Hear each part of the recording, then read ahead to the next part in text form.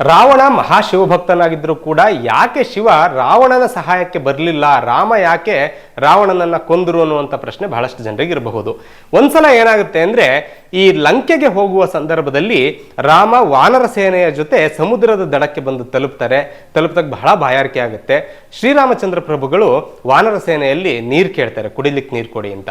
ಅವರು ಸಿಹಿಯಾದ ನೀರನ್ನು ತಂದು ಕೊಟ್ಟಾಗ ಬಹಳ ಖುಷಿ ಆಗುತ್ತೆ. ನೀರು ನೋಡಿ, ನೀರು ಕುಡಿಯೋಣ ಅಂತ ಹೋಗುವಾಗ ನೆನಪಾಗುತ್ತೆ, ನಾನು ಇನ್ನೂ ಇವತ್ತು ಶಿವಪೂಜೆ ಮಾಡಿಲ್ಲ ಅಂತ. ನೋಡಿ, ಶ್ರೀರಾಮಚಂದ್ರ ಪ್ರಭುಗಳು ಶಿವಪೂಜೆಯನ್ನ ಮಾಡದೆ, ಲಿಂಗ ಪೂಜೆಯನ್ನ ಮಾಡದೆ ಒಂದು ತೊಟ್ಟು ನೀರನ್ನು ಸಹ ಸೇವಿಸ್ತಾ ಇರಲಿಲ್ಲ. ಆಗ ಏನ್ ಮಾಡ್ತಾರೆ ಅಂತ ಅಂದ್ರೆ, ಅಲ್ಲೇ ಸಮುದ್ರ ದಡದಲ್ಲಿ ಒಂದು ಮರಳಿನಿಂದ ಲಿಂಗವನ್ನ ಮಾಡಿ ಆ ಜಾಗದಲ್ಲಿ ಒಂದು ಪೂಜೆಯನ್ನ, ಮಹಾಪೂಜೆಯನ್ನ ಮಾಡಿ ಆನಂತರದಲ್ಲಿ ನೀರನ್ನ ಕುಡಿತಾರೆ. ಈ ಭಕ್ತಿಗೆ ಮೆಚ್ಚಿದಂತ ಮಹಾಶಿವ ಅಲ್ಲೇ ಪ್ರತ್ಯಕ್ಷನಾಗಿ ಶ್ರೀರಾಮಚಂದ್ರ ಪ್ರಭುಗಳನ್ನ ಕೇಳ್ತಾರೆ, ನಿಂಗೆ ಏನು ವರ ಬೇಕು ಅಂತ. ಆಗ ಶ್ರೀರಾಮಚಂದ್ರ ಪ್ರಭುಗಳು, ನಿನ್ನ ಭಕ್ತನಾಗಿರುವಂತ ರಾವಣನ ಮೇಲೆ ಯುದ್ಧಕ್ಕೆ ಹೋಗ್ತಾ ಇದ್ದೇನೆ, ಧರ್ಮವನ್ನ ಪ್ರತಿಪಾದಿಸ್ಲಿಕ್ಕೆ ನೀನು ನನ್ನ ಪಕ್ಷಪಾತಿ ಆಗ್ಬೇಕು ಅಂತ ಮಹಾಶಿವನಲ್ಲಿ ಕೇಳ್ಕೊಂಡಾಗ ಶಿವ ತಥಾಸ್ತು, ಹಾಗೆ ಆಗಲಿ, ನಾನು ಧರ್ಮದ ಪರವಾಗಿ ಅಂದ್ರೆ ನಿನ್ನ ಪರವಾಗಿ ಇರ್ತೇನೆ ಎನ್ನುವಂತ ಒಂದು ವರವನ್ನ ಕೊಡ್ತಾರೆ.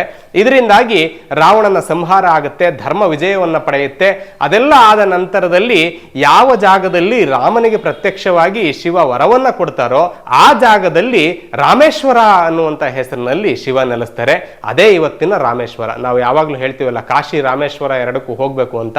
ಹೀಗಾಗಿ ಆ ರಾಮೇಶ್ವರ ಅಷ್ಟೊಂದು ಪ್ರಸಿದ್ಧಿ ಆಯಿತು. ಅಲ್ಲಿಗೆ ಶಿವ ಬಂದು ನೆಲೆಸಿದ್ದು ಈ ಕಾರಣದಿಂದ.